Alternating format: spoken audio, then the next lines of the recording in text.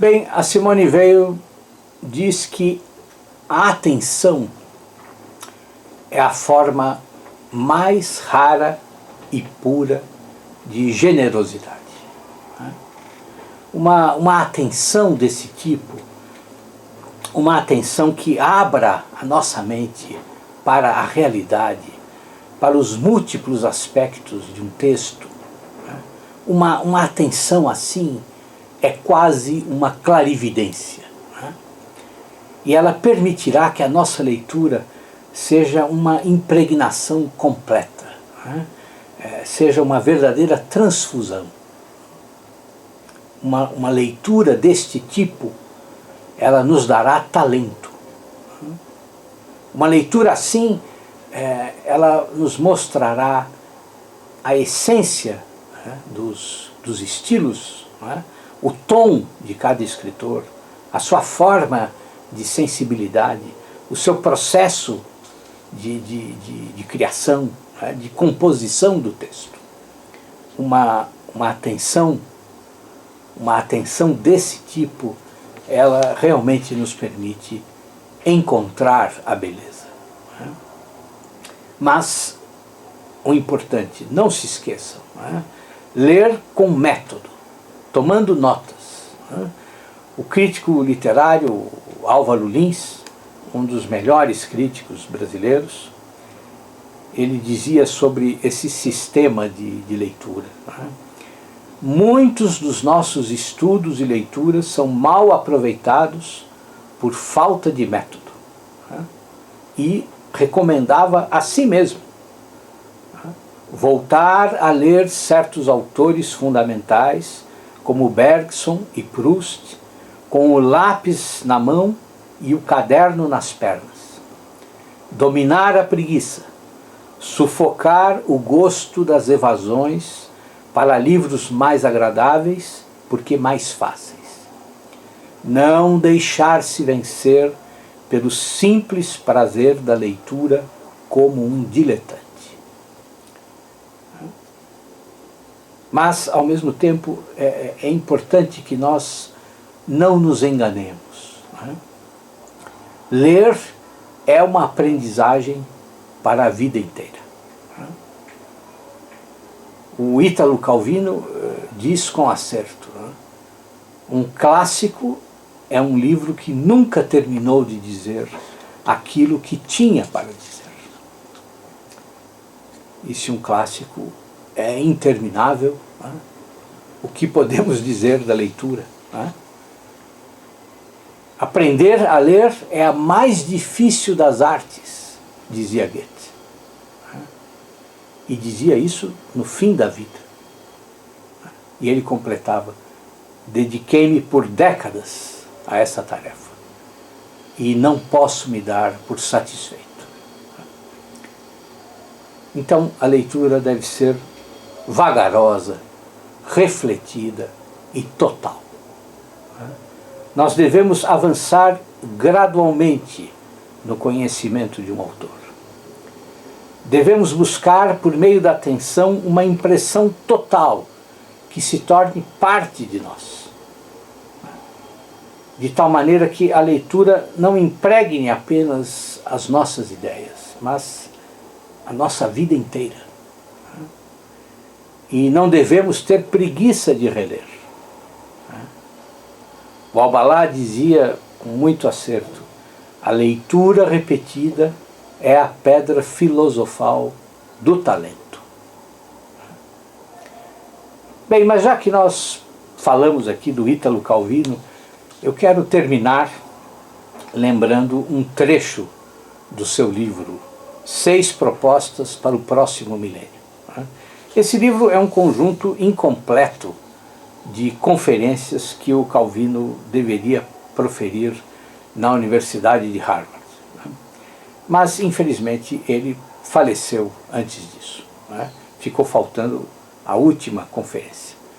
E a sua esposa, então, reuniu as 6 primeiras, ou as 5 primeiras, e publicou o material.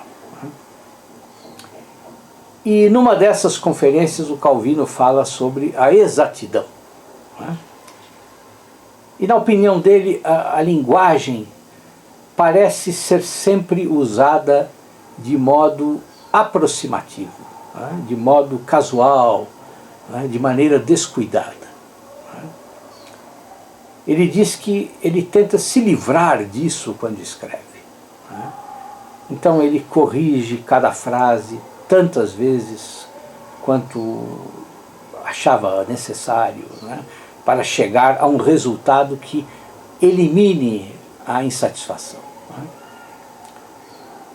E ele fazia isso por quê? Porque para ele, né, a literatura deve ser a terra prometida em que a linguagem se torna aquilo que na verdade deveria ser.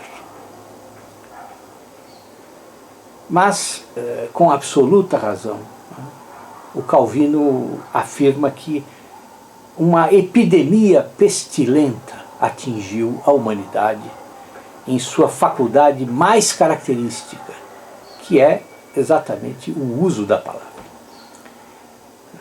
Nessa conferência, ele diz que há uma perda de força cognoscitiva, há um automatismo que pretende nivelar a linguagem em fórmulas genéricas, anônimas, abstratas, um automatismo que dilui os significados, que embota a expressividade da linguagem. E, claro, o Calvino lamenta, né, esse estado de coisas. Por quê? Porque para ele a palavra, ela associa o traço visível à coisa invisível, à coisa ausente, né, à coisa desejada ou temida, como uma frágil passarela improvisada sobre um abismo. Pois bem, meus amigos, ler é a aventura de cruzar essa frágil passarela. Abaixo de nós sempre haverá o abismo do cansaço, da incerteza, da preguiça. Mas não tenham medo, cruzem a passarela. Cruzem a passarela repetidas, incansáveis vezes. O mundo da leitura nos oferece o que pode haver de melhor. Por quê? Porque os grandes escritores, eles mantêm o seu olhar preso no infinito. Os grandes escritores falam da nossa peregrinação entre as coisas finitas, mas numa forma, numa linguagem que não quer apenas obedecer a modismos, numa linguagem que se desprende das coisas finitas. Esses grandes escritores, eles nos oferecem obras que arrancam as coisas das sombras em que elas vivem. Obras que produzem prazer intelectual, mas que também revelam o que o senso comum esconde. Obras que, inclusive, não desprezam os aspectos metafísicos da nossa existência. E então, quando nós nos encontramos com esses escritores na solidão da nossa casa, quando nós fechamos o livro depois de horas dedicados à leitura, nós temos certeza de que, como dizia o Henri Marrou, a linguagem rompe o círculo encantado da solidão.